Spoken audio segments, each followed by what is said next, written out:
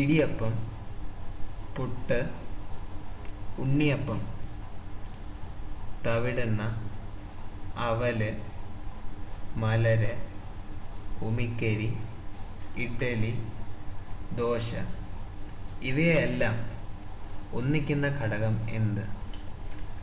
അല്ല, ദോശ തിന്നാ പോരെ, കുഴി എണ്ണണം. നെല്ല്. ഇവയിലും മിക്കതും നെല്ല് തന്നെയാണ്. പല പല രൂപങ്ങളും ഭാവങ്ങളും. വരും, നമുക്ക് നെല്ലിൻ്റെ ഘടനയിലേക്ക് ഒന്ന് ചുഴിഞ്ഞു നോക്കാം. വിളവെടുത്ത നെല്ല്. ഉമി പൊളിച്ചു കളഞ്ഞാൽ തവിട്ട് നിറത്തിൽ തവിട് കാണാം.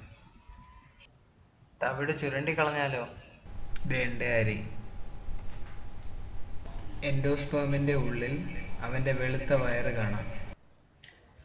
ഇതിൽ നെല്ല് വറുത്താൽ മലര്, ചതച്ചാൽ അവല്, ഉമി കരിച്ചെടുത്താൽ ഉമിക്കരി, പിന്നെ തവിടെണ്ണ. നെല്ല് ചട്ടിയിലിട്ട് വറുക്കുക. അരിയുടെ ഉള്ളിലെ, അതായത് എൻഡോസ്പേമിനുള്ളിലെ ജലാംശം ആവിയായി ഉമിയിൽ കഠിനമേറിയ സമ്മർദ്ദം ചെലുത്തുന്നു. പിന്നെ പോപ്പ്, നമ്മുടെ പോപ്പ് റൈസ്.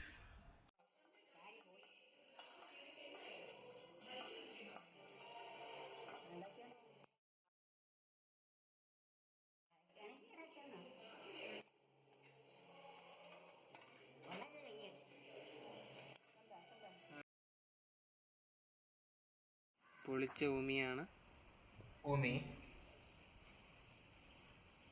കരി. എൻ്റെ കൈ കൊള്ളും.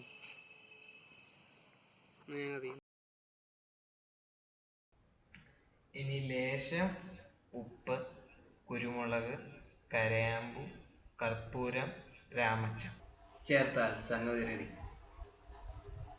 നല്ല കളറുള്ള ഡബ്ബി. തവിടെണ്ണ ഇങ്ങനെ ഉണ്ടാക്കാം. ഇത് വിളക്കിലൊഴിക്കാറുണ്ട്. പാചകം ചെയ്യാനും നമ്മുടെ ആരോഗ്യത്തിനും ഇത് നല്ലതാണ്. നെല്ല് കുതിർത്ത് ചെറുതായി പുഴുങ്ങി അനത്തി കുത്തി ഒന്ന് പാറ്റിയെടുത്താൽ അവൽ റെഡി.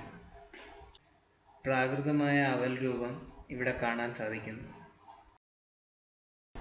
നമ്മൾ അരി പ്രധാനമായും 2 രീതിയിലാണ് ഉപയോഗിക്കാറ്: പച്ചരിയും പുഴുങ്ങലരിയും. നെല്ല് നേരിട്ട് ഉണക്കി കുത്തിയാൽ പച്ചരി.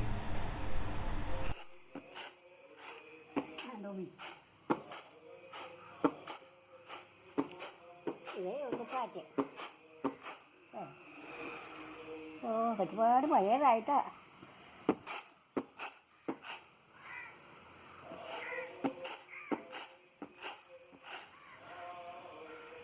ഏറ്റവും ചെറുത് കണ്ണരി. ഇതൊക്കെ പൊടിയരി, അതിൻ്റെ വലിയത് പഴയ അരി, മറ്റേത് നെടിയരി. നെല്ല് പുഴുങ്ങി. പക്ഷേ പുഴുങ്ങുക എന്നത് ആവി കൊണ്ട് പാചകം ചെയ്യുന്നതിനെയാണ് സൂചിപ്പിക്കുന്നത്. ഉദാഹരണത്തിന് പഴം പുഴുങ്ങിയത്. പണ്ട് ഇതുപോലത്തെ പാത്രങ്ങളിൽ വെള്ളത്തിൽ നെല്ല് കൂന് കൂട്ടി അത് തിളപ്പിച്ച് നെല്ല് പുഴുങ്ങിയിരുന്നു.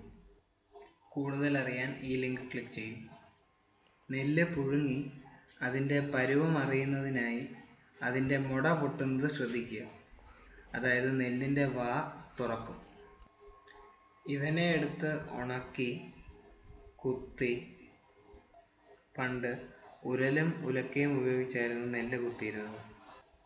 തെങ്ങിൻ്റെ തടി കൊണ്ടുണ്ടാക്കിയ ഉലക്ക കുത്തുമ്പോൾ പിളർന്നു പോകാതിരിക്കാനായി അറ്റത്ത് ഇരുമ്പ് പൂൺ, അതായത് ഒരു 4 ഇഞ്ചിൻ്റെ ഇരുമ്പ് പൈപ്പ് ചൂടാക്കി ഘടിപ്പിച്ചിരുന്നു. പിന്നെ മണിക്കൂറുകൾ നീളുന്ന എക്സസൈസ്. കുത്തിയ നെല്ല് പാറ്റുക.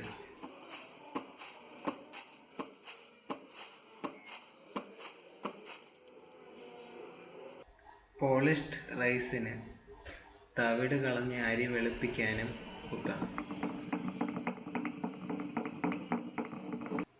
പുഴുങ്ങലരി, പാർബോയിൽഡ് റൈസ്. ഇതിൽ ഒറ്റ പുഴുക്കനും സിംഗിൾ ബോയിൽഡ്, ഇരു പുഴുക്കനും ഡബിൾ ബോയിൽഡ് സാധ്യമാണ്. പച്ചരി പെട്ടെന്ന് കേടാകാൻ സാധ്യതയുണ്ട്.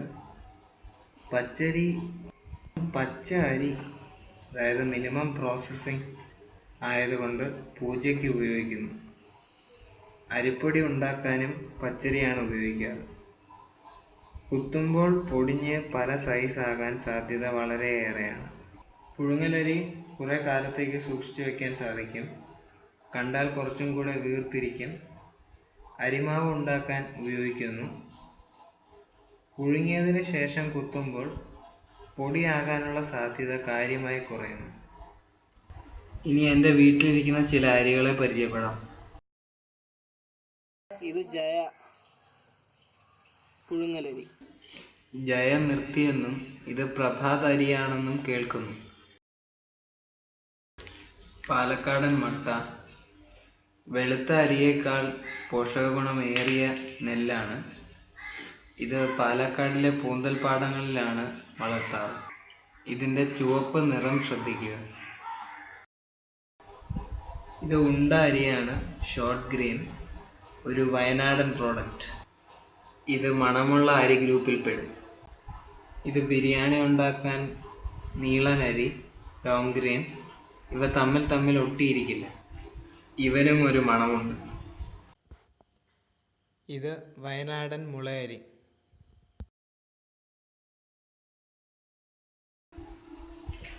ഏതോ വെളുത്ത അരിയുടെ പച്ചരി രൂപം. നോട്ട്: എല്ലാ നെല്ലിനും പച്ചരി പുഴുങ്ങലരി രൂപങ്ങളുണ്ട്. ഏതോ ചുവപ്പരിയുടെ പച്ചരി രൂപം. ഇടിയപ്പം, പുട്ട്, ഉണ്ണിയപ്പം, വത്സൽ എന്നിവ ഉണ്ടാക്കാനായി പച്ചരി പൊടിച്ചെടുത്ത പൊടിയാണ് ഉപയോഗിക്കാറ്. പുഴുങ്ങലരി പൊടിക്കാൻ പാടാണ്, ഭക്ഷണത്തിന് കട്ടിയും കൂടും. അരി കഴുകി പൊടിക്കാൻ എളുപ്പത്തിനായി 2-3 മണിക്കൂർ വെള്ളത്തിലിട്ട് കുതിർത്തെടുക്കുക. വെള്ളം വറ്റിച്ചതിന് ശേഷം മിക്സിയിലിട്ടോ മില്ലിൽ കൊടുത്തോ അരി പൊടിച്ചെടുക്കുക. പൊടിച്ചതിന് ശേഷം പുട്ടിനാണെങ്കിൽ ചെറിയ തരികൾ ബാക്കി അവശേഷിക്കണം. പക്ഷേ ഇടിയപ്പത്തിന് ഇത് വെള്ളവുമായി ചേർത്ത് പേസ്റ്റ് രൂപത്തിൽ ചെറിയ ദ്വാരങ്ങളിലൂടെ നൂല് രൂപത്തിൽ പുറത്തെടുക്കേണ്ടതിനാൽ നന്നായി പൊടിയണം. അതിനുശേഷം അരിപ്പൊടി അനത്തിയെടുക്കണം. ചൂടാക്കി വറുക്കുന്നത് കുറഞ്ഞു പോയാൽ പുട്ടുപൊടി മണുമണായിരിക്കും. അല്പം വെള്ളം ചേർക്കുമ്പോൾ എല്ലാം കൂടെ ഒട്ടിപ്പിടിച്ച് കട്ട പിടിക്കും. ചൂടാക്കുന്നത് കൂടിപ്പോയാൽ, മൂത്തുപോയാൽ പുട്ടുണ്ടാക്കിയതിന് ശേഷം അതിന് കട്ടിയായിരിക്കും. ഒന്ന് ആവി വരുന്നതാണ് പരുവം. വറുത്ത് വെച്ചാൽ കുറേ നാളത്തേക്ക് സൂക്ഷിച്ചു വെക്കാനും സാധിക്കും. പുട്ട് വെളുവെള വെളുത്ത് പഞ്ഞി പോലെ ഇരിക്കണം. ഇഡ്ഡലിയും ദോശയും ഉണ്ടാക്കാൻ അരിമാവ് ഉണ്ടാക്കാം.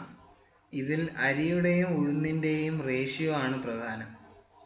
3 അരിക്ക് 1 ഉഴുന്ന് ആണ് സേഫ് ഓപ്ഷൻ. ഇതിൽ നിങ്ങൾക്ക് പല അളവുകളും പരീക്ഷിച്ച് നോക്കാവുന്നതാണ്. അതുപോലൊരു പരീക്ഷണം ഇവിടെ. 2½ ഗ്ലാസ് ഉഴുന്ന്. ഇത് തോടുഴുന്ന്. തോട് കളഞ്ഞാൽ സാദാ വെളുത്ത ഉഴുന്ന്. ഉഴുന്ന് പയറുവർഗ്ഗത്തിൻ്റെ ഒരു ഭാഗമാണ്. അല്പം ഉലുവ ഔഷധ ഗുണങ്ങൾക്കായി. 2 ഗ്ലാസ് പാലക്കാടൻ മട്ട. 3 ഗ്ലാസ് ഡൊപ്പിയരി ഒറ്റപ്പുഴുക്കൻ.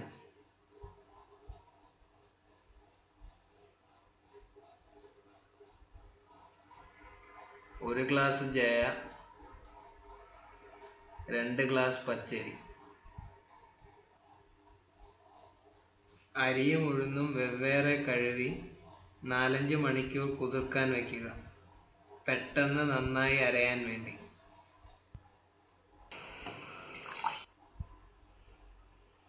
ഉഴുന്ന് നന്നായി അരച്ചെടുക്കുക.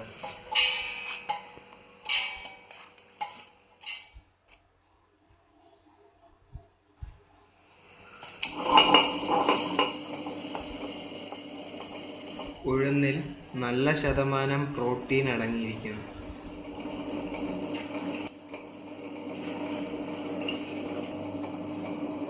നന്നായി അരച്ച ശേഷം ഉഴുന്ന് പാത്രത്തിലാക്കുക. അടുത്തതായി എല്ലാ അരിയും അരച്ചെടുക്കുക. അരിയും മറ്റ് ധാന്യമണികളും നിറച്ച് കാർബോഹൈഡ്രേറ്റ് അടങ്ങിയിരിക്കുന്നു. നേരത്തെ ഉഴുന്ന് അരച്ചു വെച്ച പാത്രത്തിലേക്ക് ഇതും മാറ്റുക. ഇത് പണ്ട് കൈകൊണ്ട് കറക്കിയിരുന്നപ്പോൾ അരകല്ല്. മാവ് നന്നായി മിക്സ് ചെയ്ത് ഉപ്പ് ചേർക്കാം. പാത്രത്തിലോട്ടൊക്കെ ആക്കി മാറ്റി ഒരു രാത്രി പുറത്ത് പുളിക്കാൻ വെക്കുക. ഫെർമെൻറ്റേഷൻ നടക്കട്ടെ. അടുത്ത ദിവസം മാവ് പുളിച്ചു പൊങ്ങും. ഇത് നന്നായി ഇളക്കി പാകപ്പെടുത്തുക. ഫെർമെൻറ്റേഷനെ കുറിച്ച് കൂടുതൽ അറിയാൻ ലിങ്ക് ക്ലിക്ക് ചെയ്യുക. മറ്റ് ഡൗട്ട്സ് ഉണ്ടെങ്കിൽ നിങ്ങളുടെ അമ്മൂമ്മയോട് ചോദിച്ചു.